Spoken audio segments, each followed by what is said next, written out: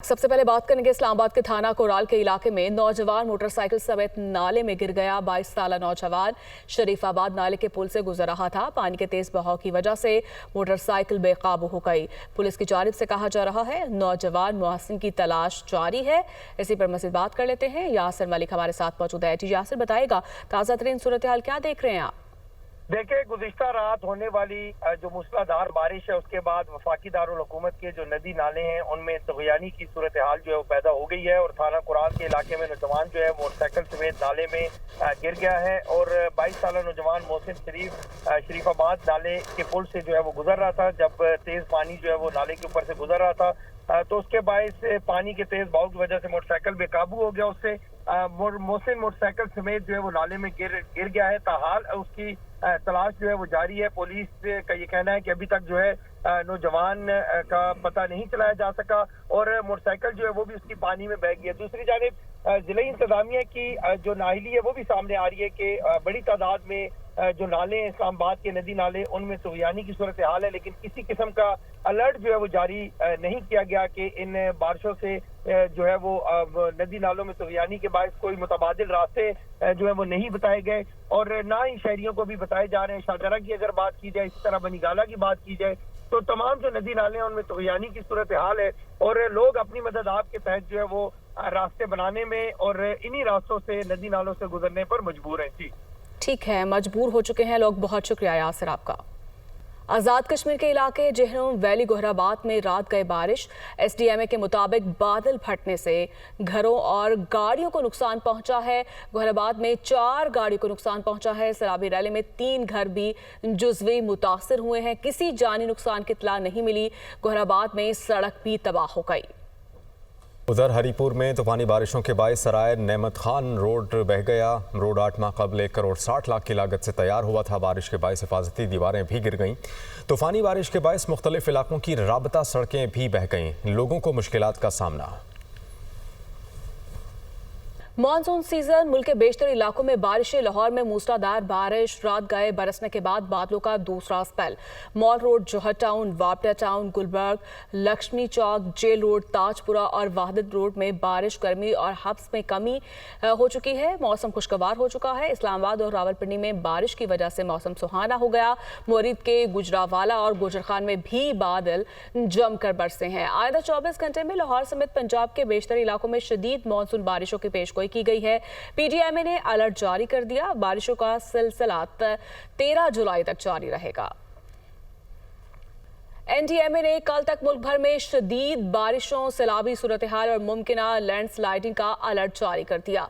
दरियाए काबुल, सिंध, चनाब और जेहलम में पानी की सतह में इजाफा मुतवक्के है। मज़ीद तफसीलात जान लेते हैं नुमाइंदा दुनिया न्यूज़ फाजिया अली से, जो इस वक्त एनडीएमए ज़ारा हुसैन के साथ मौजूद हैं।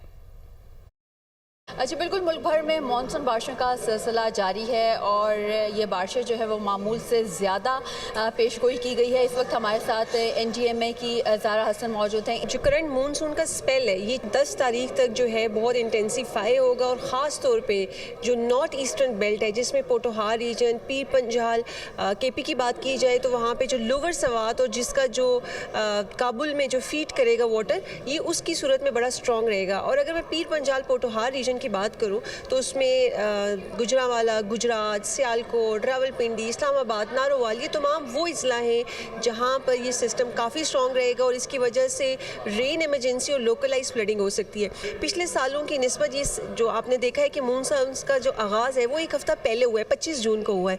तो इस साल जो बारिशें हैं वो 14 से 20% जो हैं वो पूरे मुल्क की जो अगर एवरेज निकाली जाए तो वो ज़्यादा होंगी। एनडीएमए की जानिब से बताया यही जा रहा है कि किसी भी हंगामी सूरत हाल से निमटने के लिए इदारे बर वक्त तैयार हैं। बात कर लेते हैं सानिया सवात की, जिसकी तहकीकात और दरियाओं के तहफ़्फ़ुज़ के लिए दरख्वास्त पेशावर हाई कोर्ट ने तहरीरी हुक्मनामा जारी कर दिया, जिसमें यह कहा गया है कि मुतल्लिका हकाम की गफलत के बायस दरिया सवात में 27 जून को 17 कीमती जानों का ज़या हुआ। भारी तनख्वाहें और दीगर बरात लेने के बावजूद सयाहों के तहफ़्फ़ुज़ के लिए बर वक्त कोई इक़दाम नहीं उठाया गया। सयाहों के तहफ़्फ़ुज़ के लिए ना हेलीकॉप्टर का इस्तेमाल और ना ही कोई तरीक़ाकार अपनाया गया। ये इक़दाम अवामी खिदमत में संगीन गफलत था। खैबर पख्तूनख्वा के मुख्तलिफ दरियाओं पर गैर कानूनी होटल्स और दीगर इमारतों से हादसात रोनुमा होना मामूल बन गया है। मुतल्लिका हुकाम की गफलत के बायस गैर कानूनी तौर पर दरियाओं के ऊपर तजावुज़ात कायम हैं। और अब कुछ दीगर खबरें। इस्राईली वज़ीर आज़म की डोनाल्ड ट्रंप से 2 रोज़ में दूसरी मुलाकात।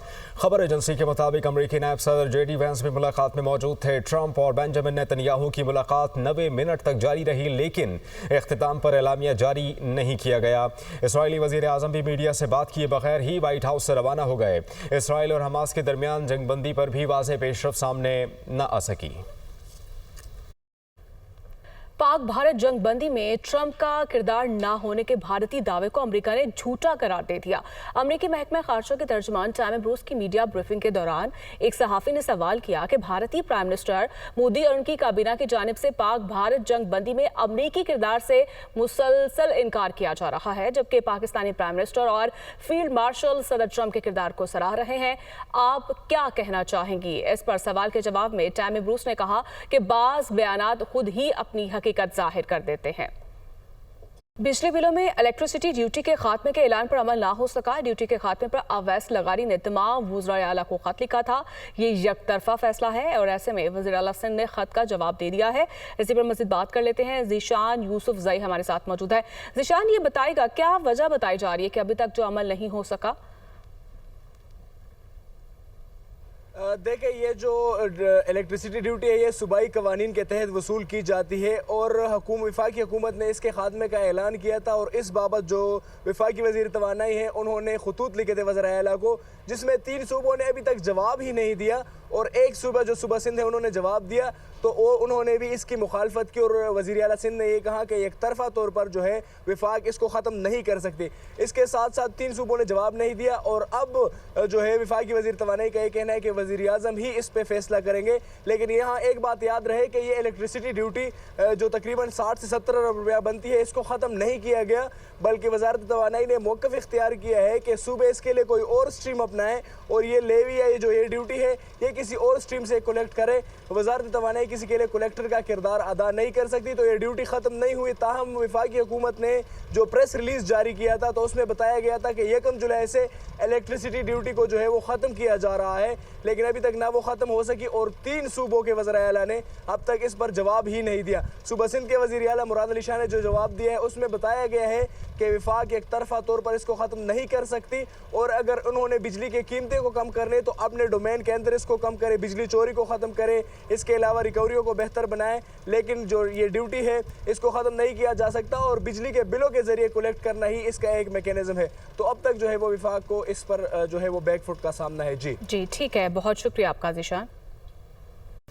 एहतसाब अदालत रावलपिंडी में तख्त पड़ी जंगलात तराजी रेफरेंस पर समात। साबिक वज़ीर आला पंजाब चौधरी परवेज़ इलाही एहतसाब अदालत में पेश हो गए। वारंट गिरफ्तारी मनसूख किए जाने की दरख्वास्त की है। अहमद भट्टी रावलपिंडी से हमें ज्वाइन कर रहे हैं। अहमद, और क्या दरख्वास्त की गई है? जी, एहतसाब की खसूसी अदालत के जज शेख एजाज अली के रूबरू आज चौधरी परवेज़ इलाही पेश हुए। आज उनके पेश होने के लिए अदालत ने नोटिस जारी कर रखा था और परवेज़ इलाही के पेश होने पर उनके जारी वारंट गिरफ्तारी मंसूख कर दिए हैं, जबकि इसी केस में दीगर मुतफरक दरखास्तें भी दी गई हैं। एहतसाब अदालत में दायर अराजी रेफरेंस की कानूनी अहमियत को साबिक वज़ीर आला पंजाब चौधरी परवेज़ इलाही